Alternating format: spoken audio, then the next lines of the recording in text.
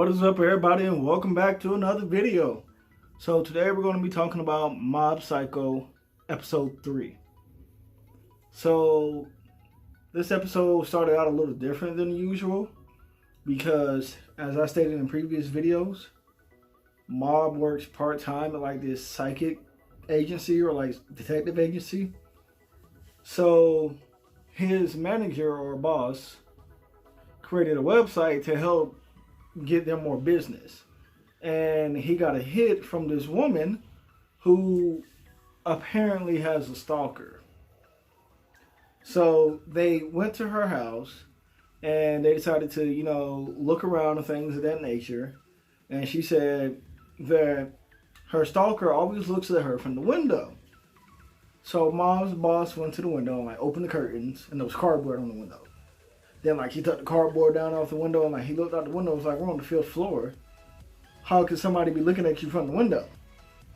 So he had Dimple with him. Dimple is a spirit, and Dimple got exorcised by Mob in season 1, and he's been with them ever since. So Dimple flew out the window and looked around and checked to see if there was any ropes or anything like that, and he didn't see anything. So while they were looking around and stuff, the spirit came back, or what we presumed was a spirit, and it freaked the woman out. So from there,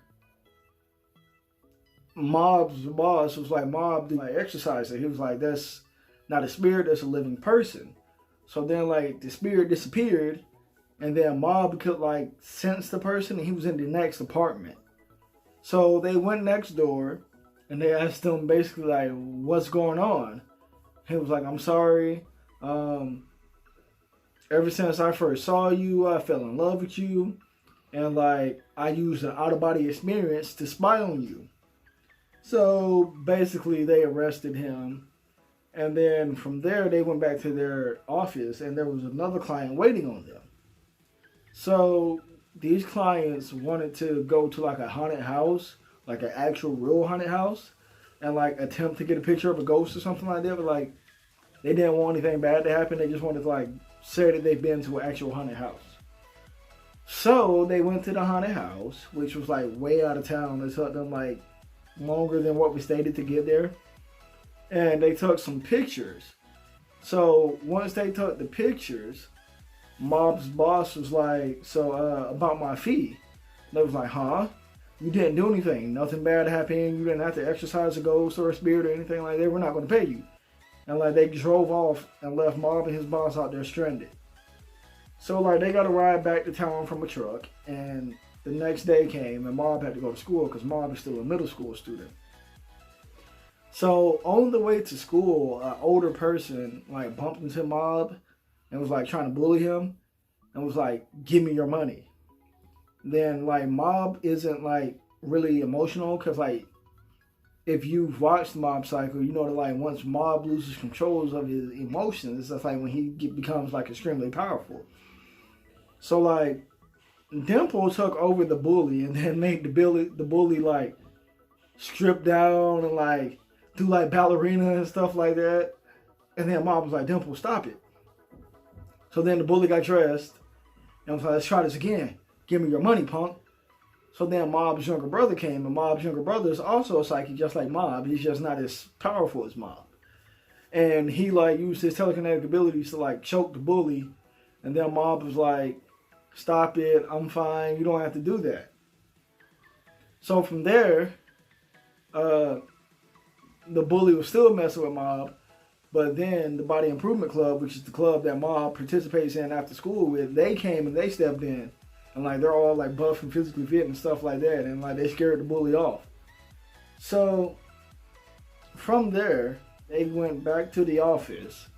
And that's when the clients were back. So then the clients pulled out the photo that they got developed from the other night. And they saw that there was a spirit in the photo. So they wanted to go back there and get spirits exorcised. So when they went back, they saw that it was more than one spirit, it was 3. And they were a family. And the father was like, please don't harm us. We won't do anything to harm you.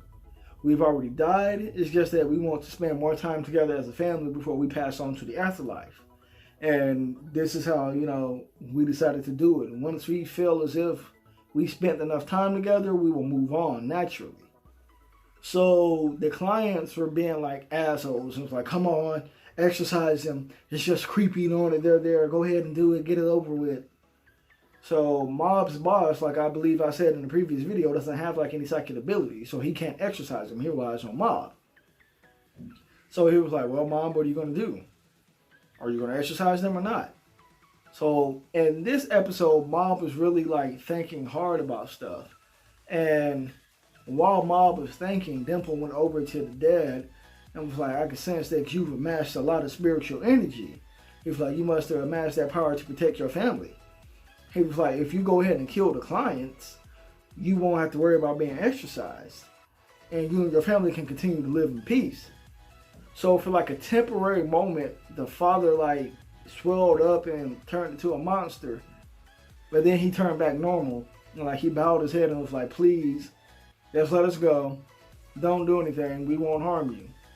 So Mob was like stuck because like he was really thinking about this and like he didn't know what he was going to do. So Mob's boss saw that like he was emotionally distraught and like threw some salt on the clients and was like, we're done. Exorcism is done. Let's go. So like they went back home and Mob went back home and Dimple and Mob's boss was talking and was like, you really took payment for throwing salt around? And then he was like, yeah, because like if I didn't, they would have thought something was suspicious. So that was basically the end of the episode. But like always, if you like my content, please hit that like button, subscribe, and stay tuned for more content.